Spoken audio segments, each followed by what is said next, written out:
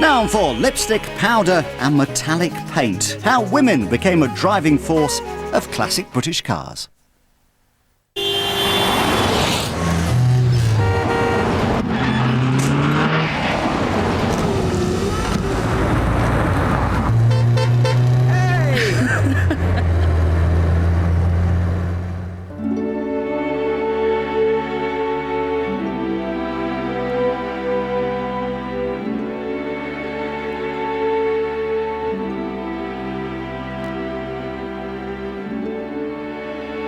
She was my lifeline, really, when you stop to think about it.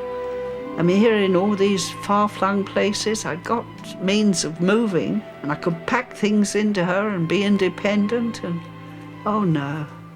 And I liked it, I just liked it.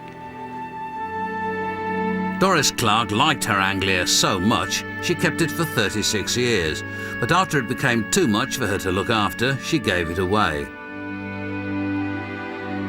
Now, in the corner of a Sussex barn, it waits for restoration.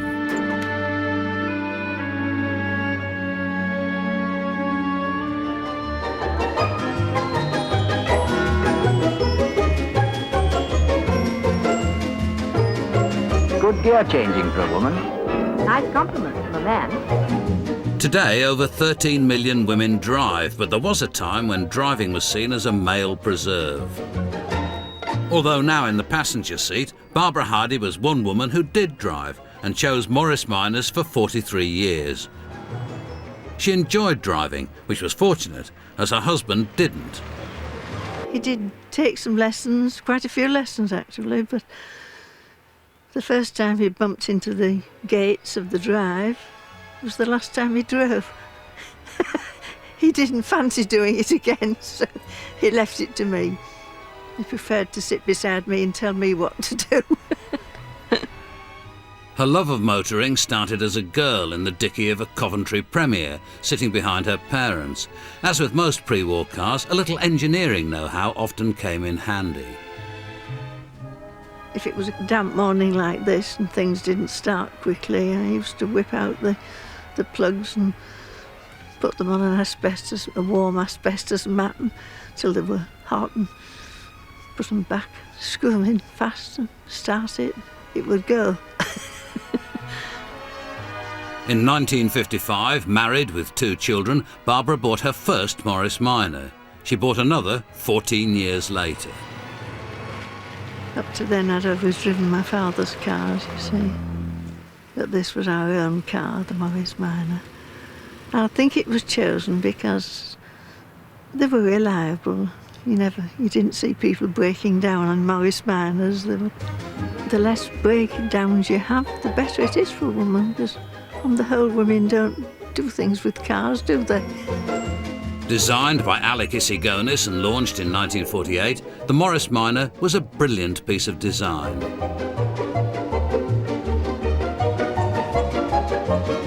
It had no chassis, but an all-in-one body shell, independent front suspension and rack and pinion steering, which made the car light and easy to drive. As a car salesman, John McCartney sold hundreds of Morris Minors, many to women.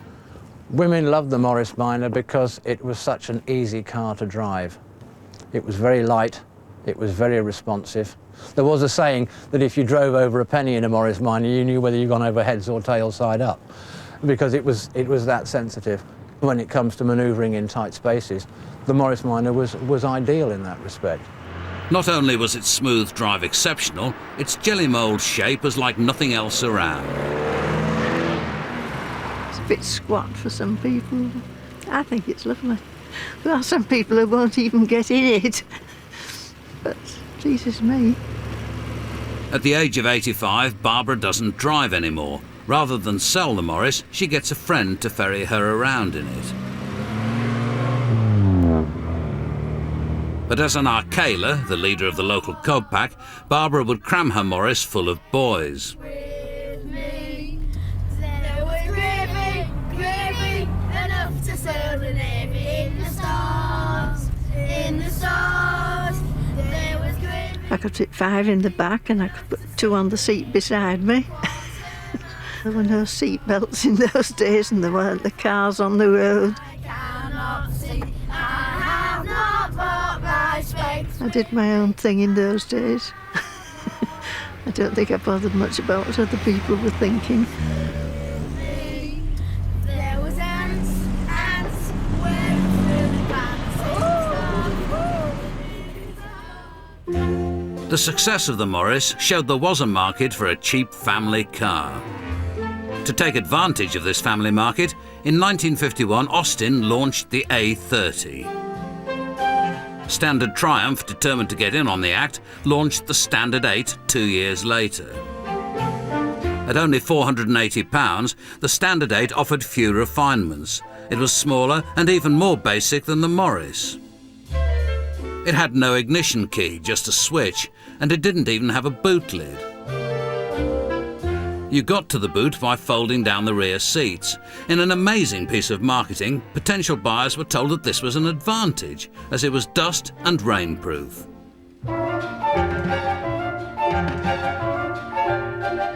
Pauline Hutchinson's boyfriend Peter was the proud owner of an 8, and Pauline learnt to drive in it. You clutch up slowly, very fighting. That's it. I actually learned in a Standard 8, which is, I think, the same year as this particular one. Okay. I found it very difficult at first.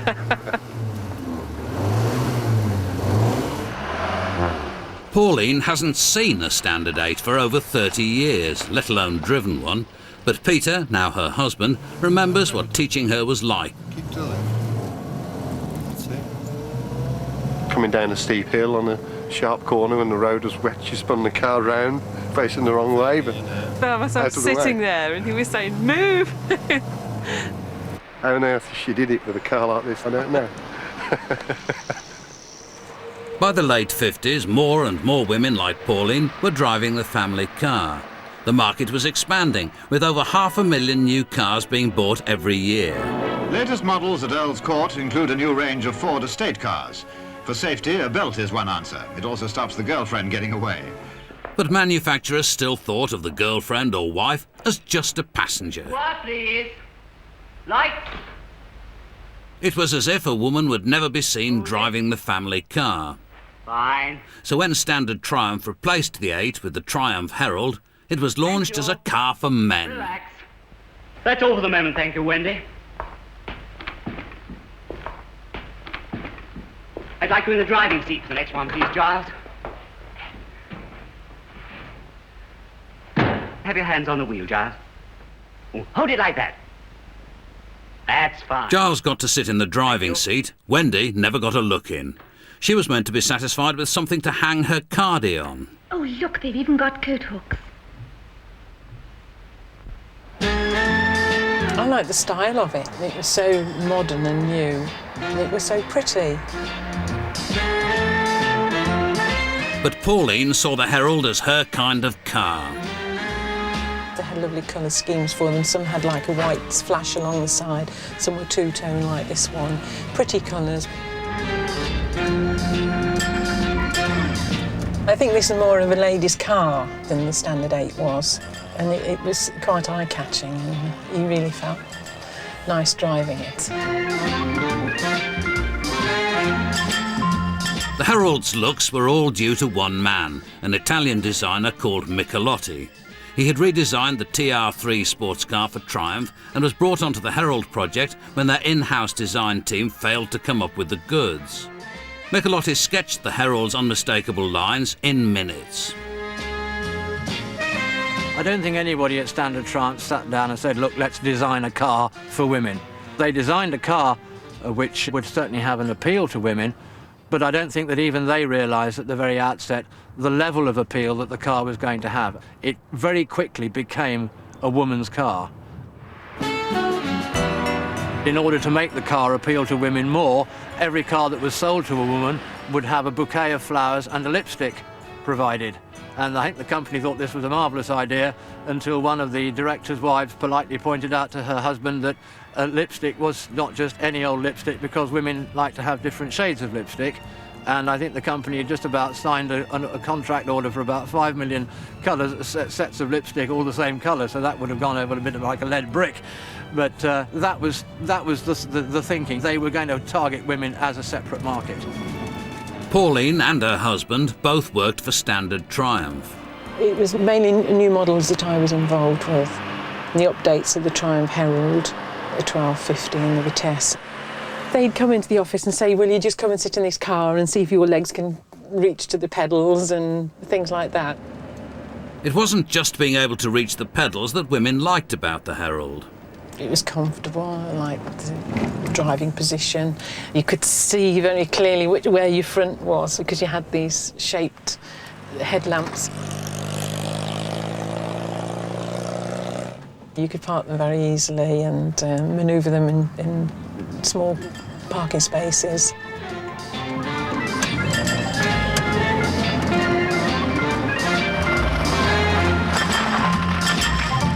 Like the Morris, the Herald was an easy car to drive. It had a turning circle comparable to a London taxi.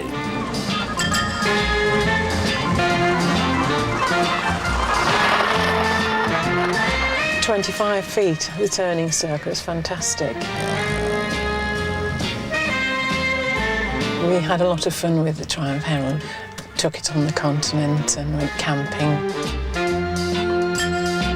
We had one of the first ones and then we changed them. We had about 6, I think, in total. We used to change them every year.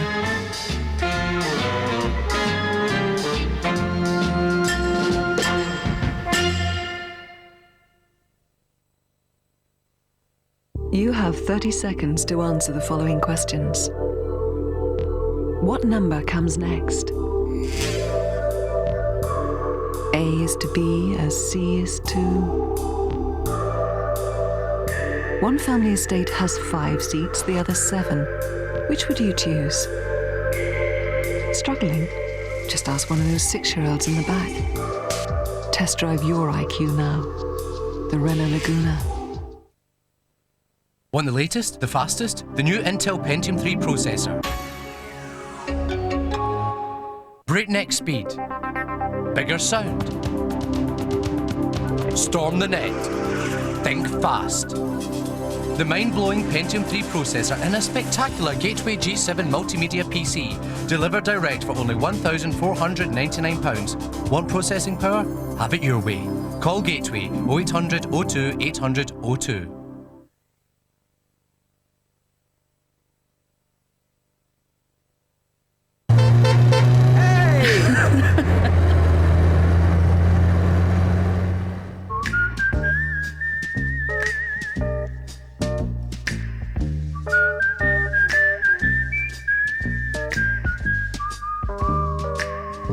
It is one of the great ironies of car marketing that although women were virtually ignored as customers, they were absolutely vital when it came to selling cars to men.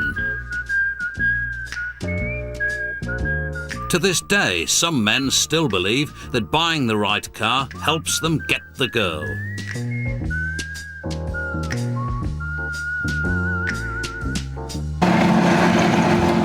This Sunbeam Alpine is a classic bird puller of the 60s. With its 1600cc engine and 130 miles per hour top speed, you are bound to get the girl. Unless, of course, she happened to be driving it already. My father's in the motor industry and he insisted from very, very early age that we all had a sister and a brother and we all had to go out and learn to drive. So I was about 11, but we learnt in a field. And it was very good training because, you know, when you get onto grass and it's been wet and it's slippery, it shows you how to control a car and if it starts to slide. Rally driver Rosemary Smith had planned to do more than sit on the bonnet of her Sunbeam when she went to Le Mans. But women were banned from competing in the 24-hour endurance race. She did get to drive this Le Mans Sunbeam Alpine in later rallies, though. Despite her practice on the grass as a girl, in the Tulip Rally in Holland, she slid into a ditch. I remember my father saying that, you know, if you put something under the driving wheels, you normally can get enough grip to get it out. The only thing I had was this brand new, the pride and joy of my life, a suede jacket. So here I looked at the suede jacket and I looked at the car on the ditch and I looked at the jacket again and then common sense prevailed, and out came the jacket under the rear wheels of the car and got stuck in as much as possible, and we drove out of the ditch. So we just left the mangled remains of the jacket in the ditch, and we got to the end of the event. Rosemary was making it in a man's world.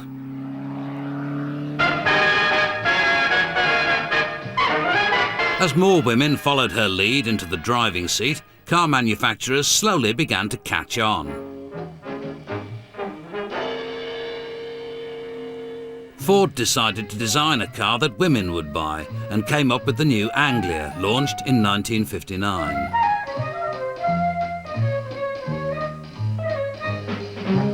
They used American-style market research to develop the car and employed women for some of the interior design work.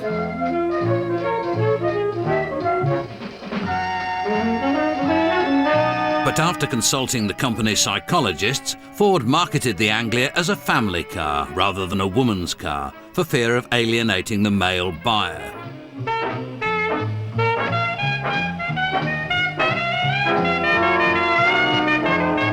It worked, and the car was an immediate success, with men and women. As soon as it was launched, Doris Clark saw the car and loved it. The difficulty was she was working for the Foreign Office in Arusha, East Africa at the time. In Arusha, you see, they had a Ford agent. That's how I heard about the Anglia coming out, because it was produced, I think, in September 1959. Well, I wrote and ordered it. And then, of course, I couldn't get over until June 60. And I picked it up and then shipped it from Milan back to East Africa. And that's the only time that the Anglia travelled alone. The only time when I wasn't with it. Everywhere else, I went with that car. But it wasn't the only Anglia being shipped out to Africa that year. Ford had seen the advantage of motorsport as a further marketing tool, and so entered the Anglia in the 1960 African Coronation Rally. After the dust came mud, but they still had to get a shift on. Coming first, second and third in its class, the little car coped well with Africa's terrain. It was a long, long drive from the bungalow onto the main road. And of course it was onto the Coronation Safari route, you know, where all the cars go. And she was fine. You see, she had good clearance, one thing. The only one little trick was, if she was unloaded and there was nothing in the boot, I had to keep a little sack of sand to put in the boot to stop her bucking, you know, like a bronco. She was so strong, so trustworthy. I never had any trouble with it. You stop to think in 36 years what I've been through with that car. I've cried in her, I've laughed in her, I've sworn in there. Doris brought the car back to England, but in 1996, when it finally failed its MOT, she parted with it. Losing the Anglia hurt badly. It was my little friend. Ford sold over 1 million little friends, showing there was a market for a woman's car. Other manufacturers quickly got in on the act. Gwen Horton fell for a Riley. We went to the motor show at Earl's Court. Looking round, I saw this lovely little Riley. And I said to my husband, oh, isn't that lovely? Oh, it's just what I'd like. Many months after, one Friday morning, my husband came into lunch. He said, I want you to come back to the town with me this afternoon. I said, I'm not coming. I've been down this morning, I'm not coming. Well, he said, I'll take you back. I'll bring you back. I'll take you down, I'll bring you back. I said, no. He said, yeah, come on. And he'd previously asked me what I wanted for Christmas. Did I want a washing machine? I said, no, I don't. I want something for myself. Well, anyway, he got out the car. I sat there. He said, well, come on. Went in the showroom, and he pointed to this. I said, oh, isn't it lovely? He said, it's yours. Well, if he'd shown me a Tiger, I couldn't have been more surprised because I couldn't even drive.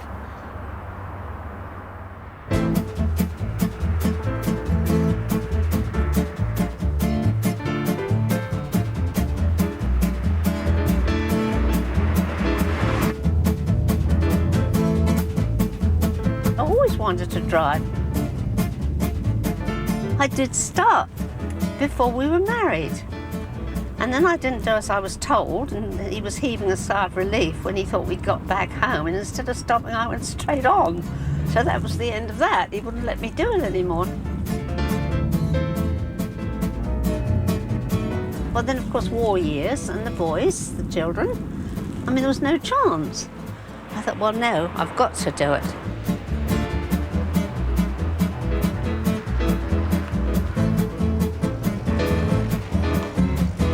When I was taking my driving test for the second time, and he found me when he thought it'd be all over, I sort of failed. Oh, well, never mind, you can take it again. I said, no, I haven't, I've passed.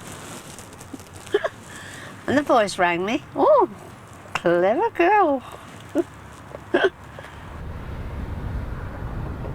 Known as the Mini with the Bustle, the Elf was launched in 1961 for £650.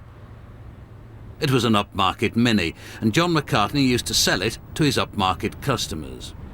It's very much what used to be called, very irreverently in those days, as an HSSK, Headscarf South Kensington. You know, Headscarf South Kensingtons and their mums bought Riley Elfs. I can remember one lady particularly who came in and she said, is that a Riley? And I said, yes. Is it a Riley Mini? I said, yes, it's called an Elf. Oh. Well, her actual words were, I won't be seen dead in a Mini. I couldn't bear one of those little things, but this is different. And so we didn't go too hard by saying, well, madam, it is really just a Mini with a boot on the end of it. The Elf had plenty of snob value. Its radiator grille was a clear 1930s throwback. The interior wasn't bad either. Actually, they termed it the Rolls-Royce of the Minis. It's all leather upholstery, as you can see. All leather. Gloves compartment. It's veneered dashboard. The walnut veneer boxed in the standard Mini dash. I've got an ashtray here, look. Nobody was allowed to smoke in here, though, I tell you. 4 nice pockets to keep things in. Got my umbrella in here. I've got my crook lock. The car gave Gwen the freedom to do as she pleased. I don't go mad in it. I just go along around about 50, 60, sometimes on the bypass, but I mean, I drive carefully now. Well, I mean, I've always driven carefully, but more so because my reactions are slow naturally. When my husband was alive, he said, well, it's just for you for a runabout, to be independent, but you've got me to take you long journeys. Well, 18 months after that, I didn't have him, did I?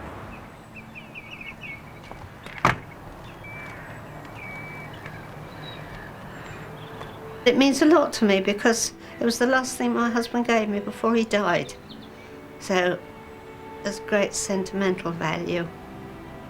Gwen's Elf is still a useful companion that gets her from A to B. But Doris's Anglia sits in a rest home where it waits to be nursed back to health. I last saw my car in May 1996, and I haven't seen her since. So, there's going to be a great reunion. Here are then, Doris. Look at that. Isn't she beautiful?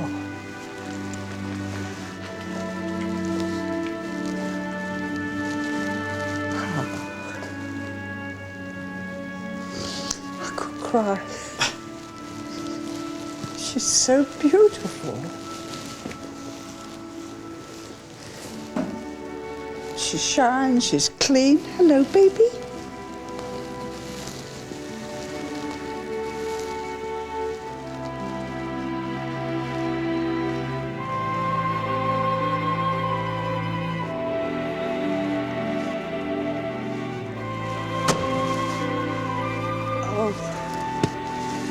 Talk about coming home. She really is a beautiful old girl. Well, what can I say? It's nice to see her. She's in good nick. And I think she'll be well taken care of. She's been a jolly good old girl to me.